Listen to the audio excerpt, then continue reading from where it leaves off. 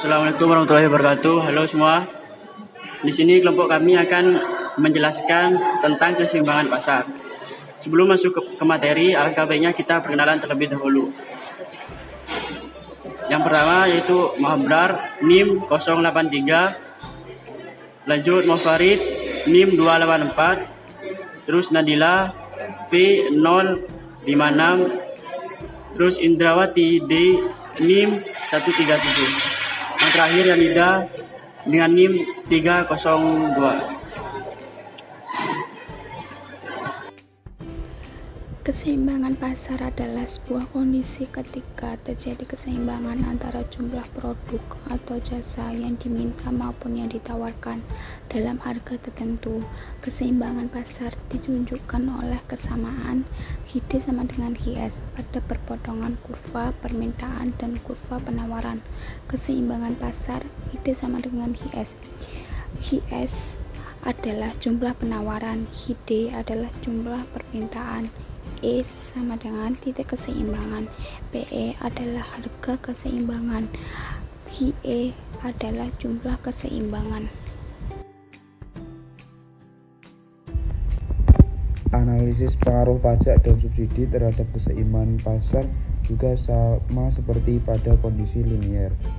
Pajak atau subsidi menyebabkan harga jual yang ditawarkan oleh produsen berubah, tercermin oleh berubahnya persamaan penawaran, sehingga harga keseimbangan dan jumlah keseimbangan yang tercipta di pasar pun berubah. Pajak menyebabkan harga keseimbangan menjadi lebih tinggi dan jumlah keseimbangan menjadi lebih sedikit.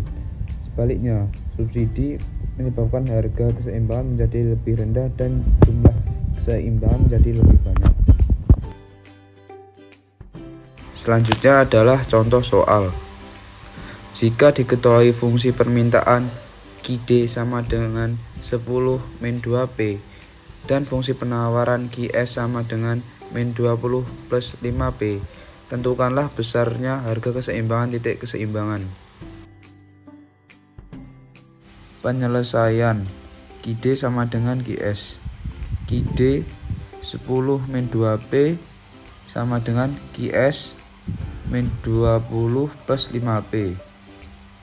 -20 pindah ruas ke sisi kiri menjadi positif 20, sedangkan -2P pindah ke sisi kanan menjadi 2P, sama dengan 30 sama dengan 7P. Hasilnya adalah P sama dengan 30 per 7 sama dengan 4,3. Jadi harga keseimbangan RP 4,3. Untuk menentukan titik keseimbangan, substitusi P sama dengan 4,3 ke persamaan QD 10-2P sama dengan 10-2 kali 4,3 sama dengan 10-8,6 sama dengan 1,4. Dengan demikian titik keseimbangannya adalah 1,4 dan 4,3. Selanjutnya yaitu mengenai fungsi biaya. Dalam konsep biaya dikenal pula pengertian biaya rata-rata atau disebut dengan average cost dan biaya marginal atau biasa disebut dengan marginal cost. Biaya rata-rata adalah biaya yang dikeluarkan untuk menghasilkan tiap unit produk atau keluaran. Merupakan hasil bagi biaya total terhadap jumlah keluaran yang dihasilkan. Biaya marginal ialah biaya tambahan yang dikeluarkan untuk menghasilkan satu unit tambahan produk. Bentuk non-linier dari fungsi biaya pada umumnya berupa fungsi kuadrat, parabolik, dan fungsi kubik. Dan untuk selanjutnya yaitu contoh soal dari fungsi biaya. PT Sanjaya Abadi menghabiskan biaya produk sebesar 500 juta per Juni 2021.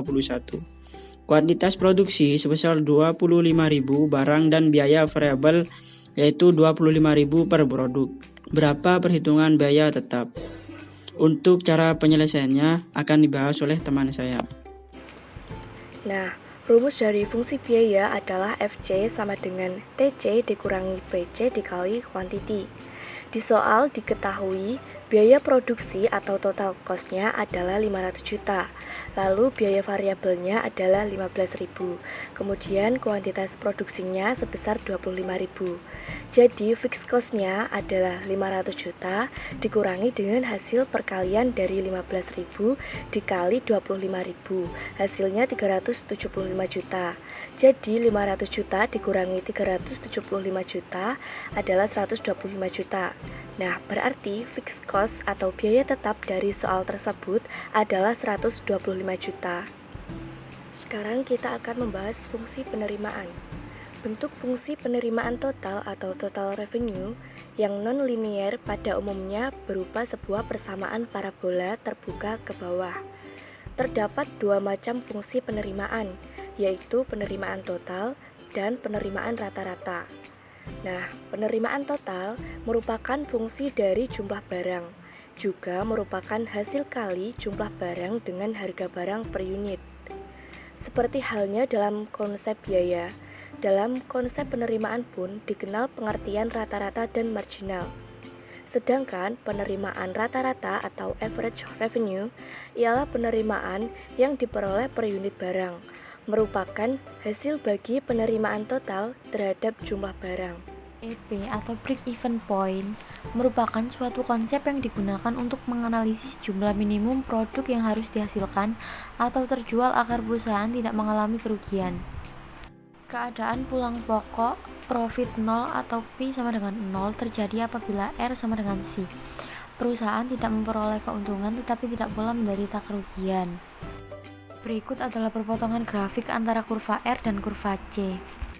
Tingkat produksi Q1 dan Q4 mencerminkan keadaan pulang pokok sebab penerimaan total sama dengan pengeluaran biaya total, R sama dengan C. Area di sebelah kiri Q1 dan sebelah kanan Q4 mencerminkan keadaan rugi sebab penerimaan total lebih kecil dari pengeluaran total, atau R kurang dari C. Sedangkan area di antara Q1 dan Q4 mencerminkan keadaan untung, sebab penerimaan total lebih besar dari pengeluaran total, R lebih dari C. Tingkat produksi Q3 mencerminkan tingkat produksi yang memberikan penerimaan total maksimum. Besar kecilnya keuntungan dicerminkan oleh besar kecilnya selisih positif antara R dan C. Keuntungan maksimum tidak selalu terjadi saat R maksimum atau C minimum. Sekian presentasi dari kelompok kami, kurang lebihnya mohon maaf. Wassalamualaikum warahmatullahi wabarakatuh.